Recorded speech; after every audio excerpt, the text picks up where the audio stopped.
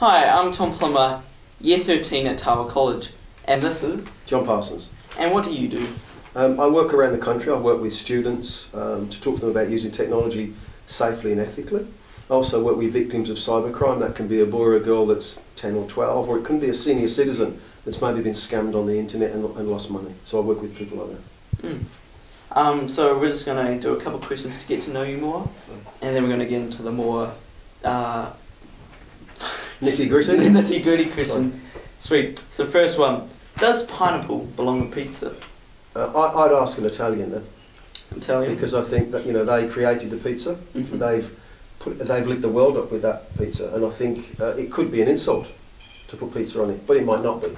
So I think at the moment I'll reserve comment. Okay. Peace in the world. That's good. I respect that. Cereal or toast? To sit on or to eat? To eat. Yeah. To eat. Probably toast. Toast? Yeah. What do you have on your toast? That's very personal. Oh, okay. Sorry. We'll just move on to the next question. Peanut butter. Peanut butter? Yeah. With cereal. With cereal. Okay. Now, we'll just go to the main questions of what this whole interview is about. I can't wait. How has the internet and social media changed the way we interact with people? I think if you look at the world before the internet existed, then we had immediate influences in society and in culture that was very local to us. Yeah. So if we live in a town, we're influenced by the people around us and the culture. That includes TV, yeah, and the limited exposure that TV had from sort of 7 o'clock till 10 o'clock at night. Then we went to social media, then we put TV into social media, then we put news feeds into social media.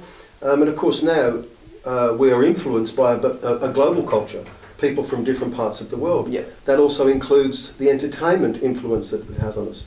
You know, you've got these influencers, you've got these programs now that you've got Kim Kardashian, Kanye West. All of those shape and inform who we think we can become. Yeah. And that's both positive in some aspects, but it's also challenging. So I think it's had huge effects on us as a society. Some are very, very positive, but some are very, very damaging. What are 5 tips for staying safe online? 5 tips. The first thing I would say to anybody, before you think about going online, just think about your own social structure. Yeah. Number 1, surround yourself with people that love you. Surround yourself with people that respect you, and those are the people that you interact with, whether you're online or offline. Anybody outside of those groups, then you need to be mindful of what you convey to them and what you accept from them. Yep. So don't think of communication as simply as what you do on the internet. Number 2, what I'll say to you is one of the mistakes that adults make is they'll often tell you that if a young person makes a mistake, they'll say to them, in the real world we'd never do that. So young people grow up thinking the internet's less real.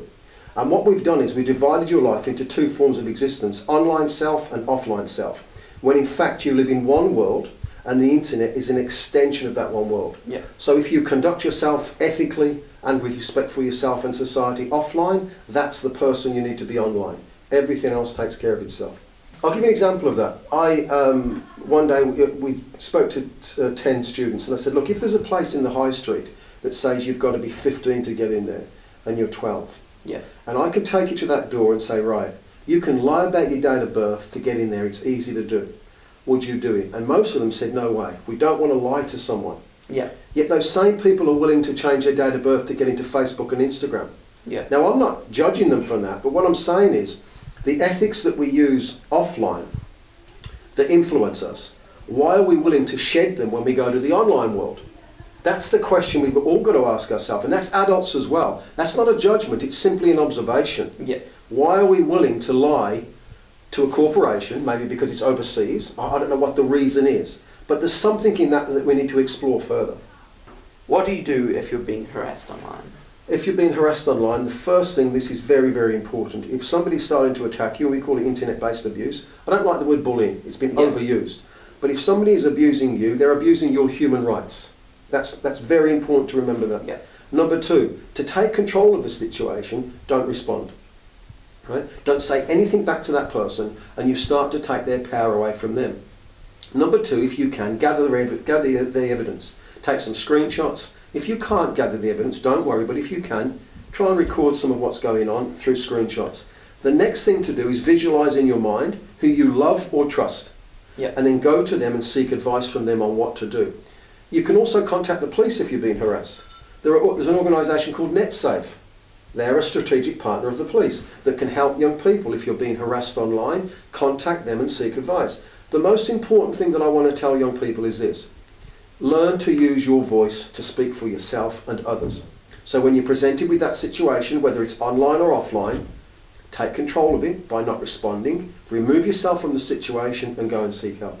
Are there any other things you think teenagers should know about the internet? I guess think more about technology in general. The internet is one component of that delivers products and services to us. I think that the challenge that we've got to help your generation take control of is to teach adults how to use it better as well. The mistake that we've made, we've assumed that because you're young you make mistakes with technology, and we as adults are meant to tell you how to do better in the future. The problem is once you move through adolescence you're very relational and you can make the same mistakes that adults make. But we've presumed that only you need the education.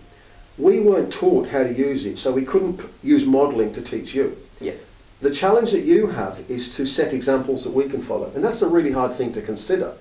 Don't think for 1 minute that adults are not making mistakes with this technology. They're making the same mistakes as many teenagers. My challenge for you is to understand your own value set, understand human rights, and take that with you when you use technology. However you conduct yourself offline, with integrity, with decency, that's what you want to project on the internet. One thing I'll say to that also is this: surround yourself with people that you love, surround yourself with people that respect you and you respect them, find a passion. Yeah. Those are the things that can give us motivation to have long-term planning and things like that. The other thing I want to say to young people is this: guard your sleep. The World Health Authority have told us that adults that get less than 7 hours sleep regularly increase their risk of heart attack, cardiovascular disease, stroke, diabetes and the early onset of Alzheimer's. We're seeing people of a much younger age not getting enough sleep. And my challenge for young people is to guard that part of your life. You need movement to be healthy, you need a good healthy diet, but sleep is incredibly important to contribute to your well-being. So make sure you get the right amount of sleep that you need on a regular basis. Sweet, and I think that's all the questions we have for you today. Thank you very much. Thank you for being here, and on behalf Pleasure. of Tower College, thank you. Thank you very much. Sweet. DC News.